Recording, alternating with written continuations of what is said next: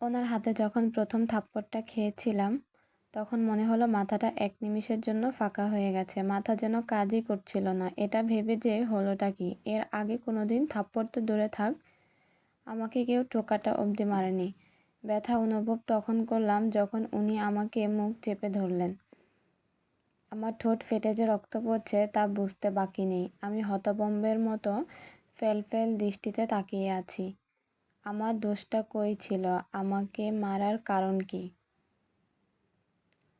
আমি আঁখি। যখন ক্লাস 10-এ পড়ি তখন বাবা মারা যায়। আমার মা অন্ধ, চোখে ছানি পড়াতে কিছুই দেখতে পান না।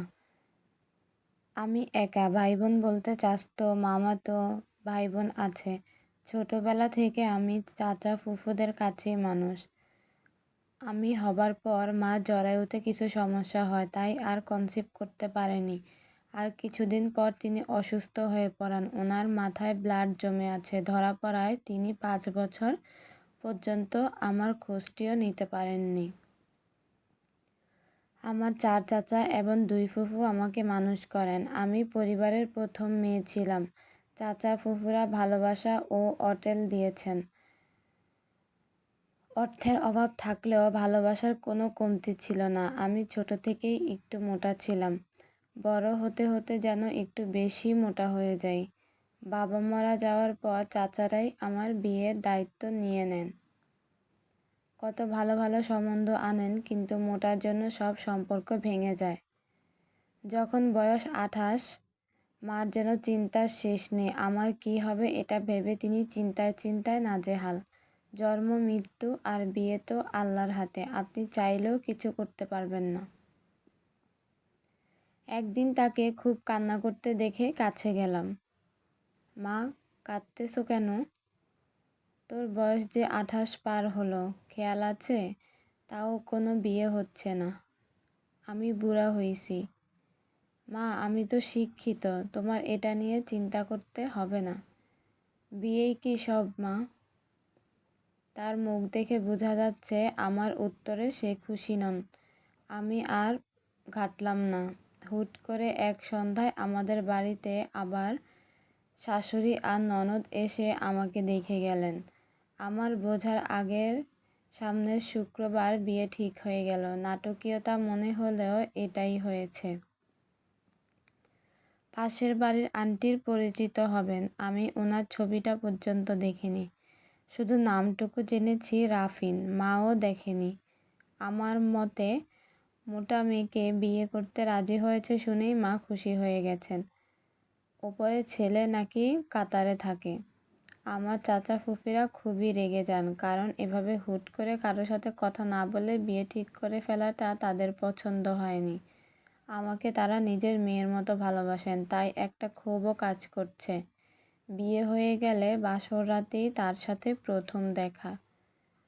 মনে অনেক ভয় সংস্কার নিয়েই বসেছিলাম। অনেক স্বপ্ন ছিল, কিন্তু সব কেমন যেন বিলুপ্ত হয়ে গেল শারীরিক চাহিদার নিচে চাপা পড়ে। বুঝলাম তার কাছে আমি তার চাহিদা মেটাবার খোরাক মাত্র।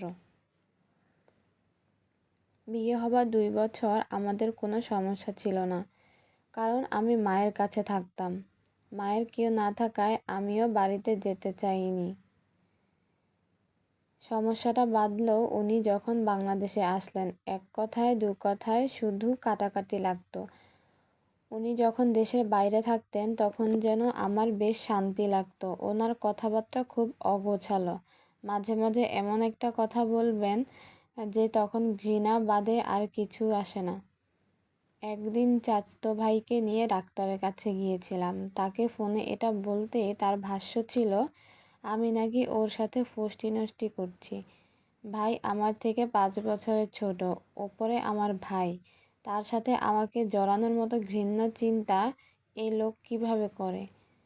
4-5 বার ডিভোর্সের জন্য আমি বলেছি, কিন্তু ওই যে মা আমার ডিভোর্সের বিরুদ্ধে। তার কথা ডিভোর্স হলে তিনি আমার মুখ দেখবেন না। চাচা ফুফুরা বুঝায়, কিন্তু তাতে লাভ কিছুই হয়নি। বেশ কিছুদিন পর জানতে পারি আমি একা নই, আমার সাথে আরেকটা জান বড় হচ্ছে। রাফিনকে এটা বলাতেই উনি খুশি হলেন কিনা জানি না। ফোনে তো মানুষের মুখের ভাব বোঝা যায় না। প্রেগনেন্সির অনেক আগেই আমার ডায়াবেটিস ধরা পড়ে, যার কারণে বাচ্চাটা রাখা একটু দুষ্কর হয়ে গেল। ওপরে আমার ওভার ডায়েট। তাও আমি জোর করেই বাচ্চাটা রাখলাম, কারণ ও যে আমার নিতান্ত নিজের। আমাদের সংসার মায়ের ব্যাংকের টাকা দিয়েই চলতো। লাখ লাখ টাকা ইনকাম করলেও আমার বর আমাকে 2,000 টাকা হাত খরচা দিতেন। তা দিয়ে আমি টুকটাক ফল কিনতাম, মায়ের ওষুধ কিনতাম। সমস্যাটা হয় ডেলিভারির সময়। আমার ওভার ওয়েটের কারণে ডেলিভারি অনেক লেট হয়, আর এটার ফল আমার বাচ্চাকে পেতে হয়। অনেকক্ষণ ভেতরে থাকায় ও নিজের মল নিজে খেয়ে ফেলে, তা শ্বাসনালীতে ঢুকে যায়। ওর বাচ্চার সম্ভাবনা না এর সমান ছিল। আল্লাহর রহমতে 10 দিন আইসিইউতে থাকার পর আমার ছেলে সুস্থ হয়ে ওঠে। ওকে যখন প্রথম কোলে নেই, আমার সব কষ্টগুলো উবে গিয়েছিল। কিন্তু এর মাঝে ওনার একটা চিন্তা ছিল, প্রচুর টাকা খরচ হচ্ছে, আমি নাকি ইচ্ছে করে সিজার করিয়েছি, অযাতে টাকা বেশি লাগে। আর ওয়েটের খোঁটা তো শুনতে শুনতে আমার অভ্যাস হয়ে গেছে। বাবু যখন বড় হতে থাকে ভেবেছিলাম লোকটা হয়তো বদলাবে, কিন্তু না, তার চিন্তাভাবনা আগের মতোই রয়ে গেল। বাবু হওয়ার 2.5 বছর পর লোকটা দেশে আসলো। ততদিনে আমি আমার মাকে নিয়ে আমার শ্বশুরবাড়ি চলে আসি।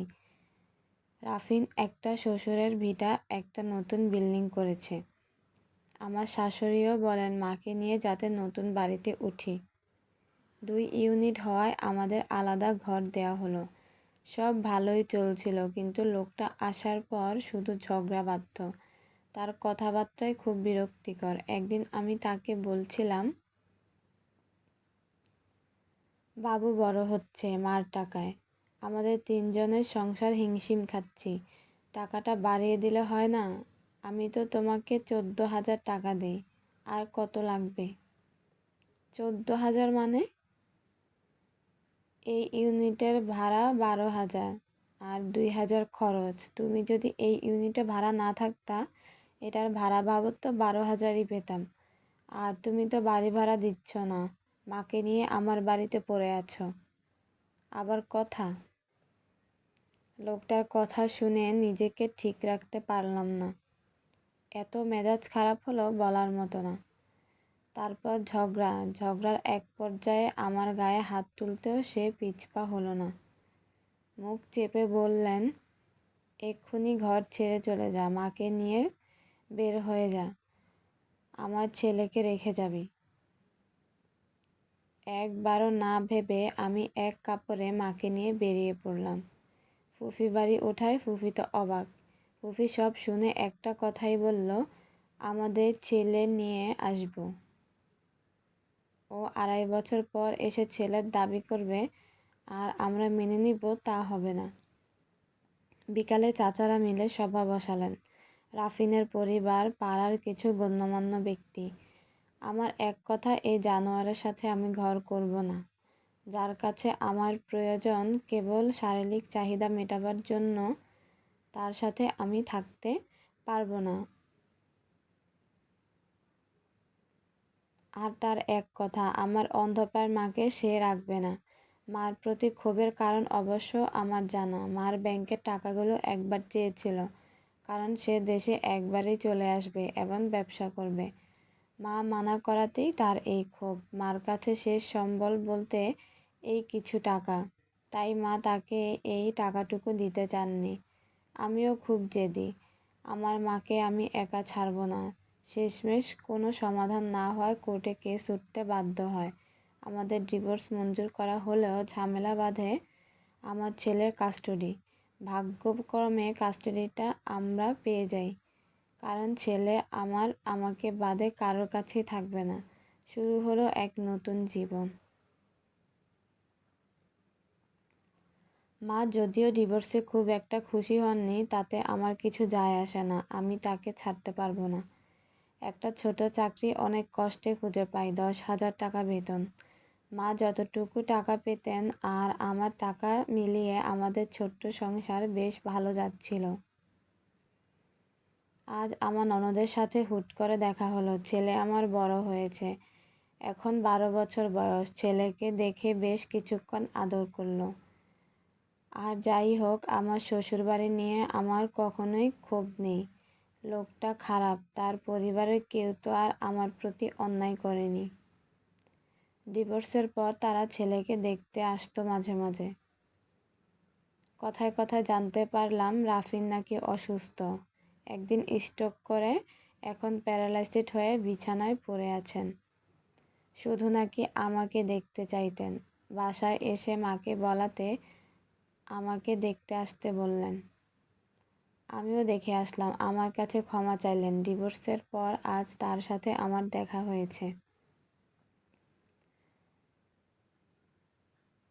অসার শরীরটি পড়ে রয়েছে বিছানায়। কি করুণ লাগছে মুখখানা। কে বলবে এ লোকটাই একসময় আমার ওপর দাপট দেখাতো। বাসায় এসেছি কিন্তু মনটা ভালো লাগছে না। বারান্দায় দাঁড়িয়ে আছি। আজকে আবহাওয়াটা কেমন যেন রুখে আছে, কোনো বাতাস নেই। আকাশে মেঘ করছে কিন্তু বৃষ্টি হবে না। ওনাকে দেখে আসার পর সত্যি বলতে ওনার প্রতি করুণা হচ্ছে কিন্তু কষ্ট হচ্ছে না। কেন আমার জানা নেই। মনের মাঝে কিছু অজানা প্রশ্ন ঘুরপাক খাচ্ছে। আচ্ছা, তার সাথে হয়তো চাইলে আমি ডিভোর্সটা আটকাতে পারতাম। কেন আটকাইনি জানা নেই। তার সাথে আমার থাকার মূল কারণটাই আমাদের বাচ্চা ছিল। তবুও কেন একটা বার ভাবার ইচ্ছে হলো, কেন জানা নেই। আজও আমি চাইলে তার কাছে যেতে পারি, তাকে সেবা করতে পারি, কিন্তু কেন যেন ইচ্ছে হচ্ছে না। তাকে কোনোভাবে সাহায্য করার ইচ্ছেটুকু আমার হচ্ছে না। কেন জানা নেই। আমার খারাপ লাগছে ঠিকই, কিন্তু কাঁদতে ইচ্ছে করছে না। কেন জানা নেই। এই অজানা আমিকে আজ সত্যি বুঝতে পারতেছি না। ইচ্ছেও করছে না। কেন জানা নেই।